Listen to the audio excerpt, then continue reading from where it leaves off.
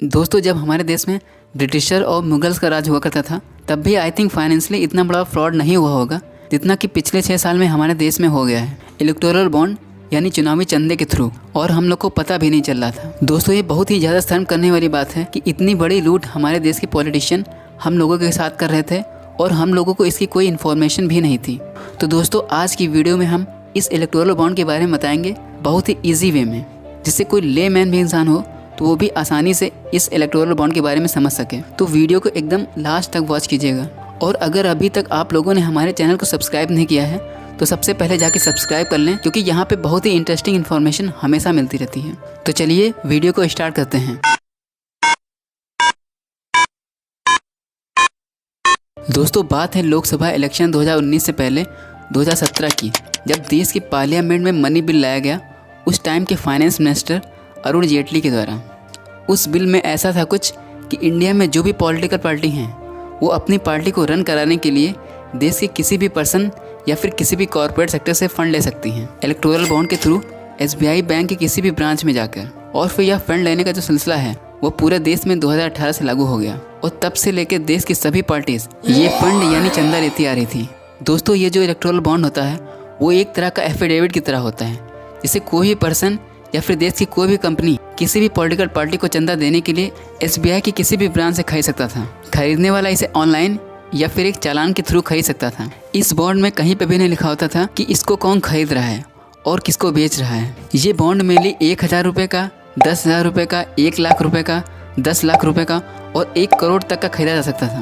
मतलब इसकी जो रेंज थी वो 1000 रुपये से लेके 1 करोड़ रुपये तक की थी। और ख़रीदने वाला ये बॉन्ड जिस भी पॉलिटिकल पार्टी को देना चाहता था वो उसे दे देता था, और जो इसको खरीदता था वो इस बैंक की किसी भी ब्रांच जाता था और वहाँ पे इन कैश करा लेता था।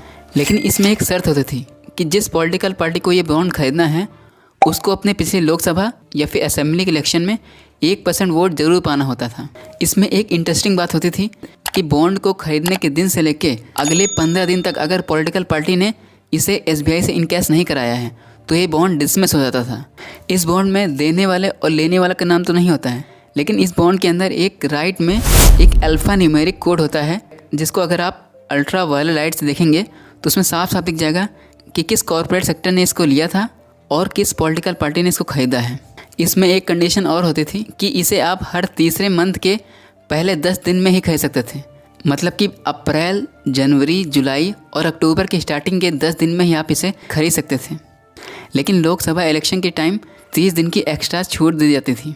तो ये तो हो गया इलेक्टोरल बॉन्ड के बारे में।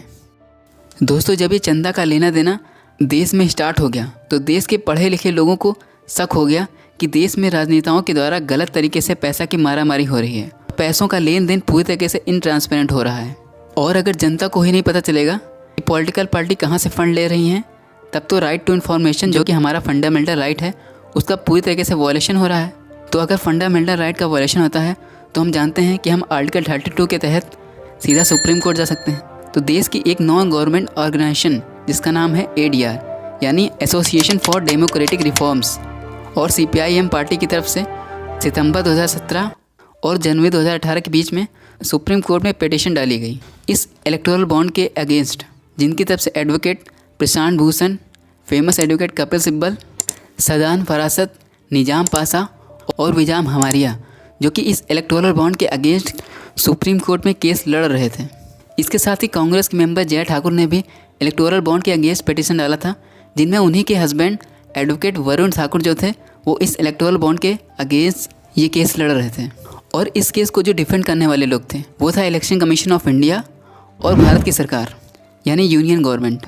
और इनकी तरफ से जो एडवोकेट थे वो थे अटॉर्नी जनरल R वेंकट रमणी, solicitor general Tushar Mehta, advocate Amit Mishra और एडवोकेट कानू अग्रवाल, जो कि इस इलेक्टोरल बॉन्ड के पक्ष में थे। फिर दोस्तों डेट आई 15 फरवरी 2024, जिस दिन देश के chief justice of India DY Chandrachud और उनकी 5 जज की कॉन्स्टिट्यूशन बेंच ने इसे असंवैधानिक बता दिया और इसे पूरे तरीके से रद्द करने को कहा। तो इस तरह जो लोग इलेक्टोरल बॉन्ड को ख़त्म करना चाहते थे उनकी 15 फरवरी को ऐतिहासिक जीत हुई। और साथ में CGI ने बोला कि पिछले 6 साल में जितना भी पैसों का लेन देन हुआ है वो डेटा SBI इलेक्शन कमीशन को दे दे और इलेक्शन कमीशन ऑफ इंडिया उसको अपनी वेबसाइट पे अपलोड कर दे।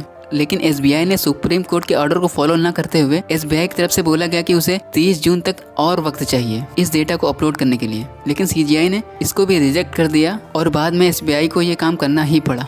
लेकिन जब डेटा अपलोड हुआ तो वहाँ पर SBI ने इलेक्शन कमीशन को अल्फा न्यूमेरिक नंबर के बारे में नहीं बताया। उसमें केवल इतना ही था कि किस कॉर्पोरेट सेक्टर ने खरीदा और किस पॉलिटिकल पार्टी ने खरीदा।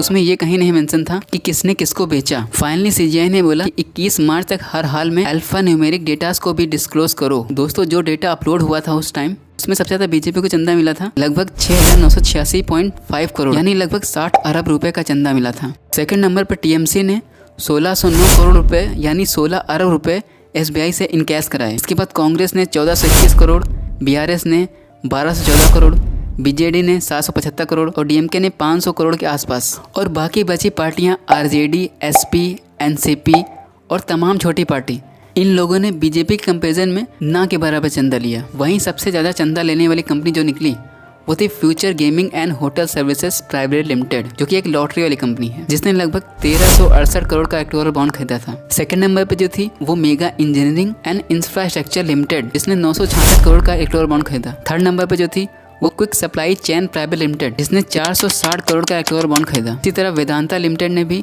400 करोड़ का इलेक्टोरल बॉन्ड खरीदा।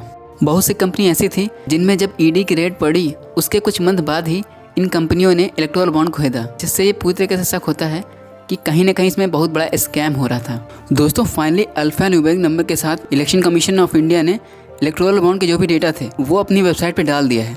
तो अगर आप लोगों को भी पूरा देखना है कि किस पार्टी ने किस कॉर्पोरेट सेक्टर से चंदा लिया था, तो हमने उसकी लिंक डिस्क्रिप्शन में दे दी है, आप वहाँ पर जाके देख सकते हैं। और वीडियो कैसी लगी कमेंट में ज़रूर बताइएगा। और अगर आपने लास्ट तक वीडियो देख ही लिया है तो सब्सक्राइब करके ही जाइएगा। Thank you so much.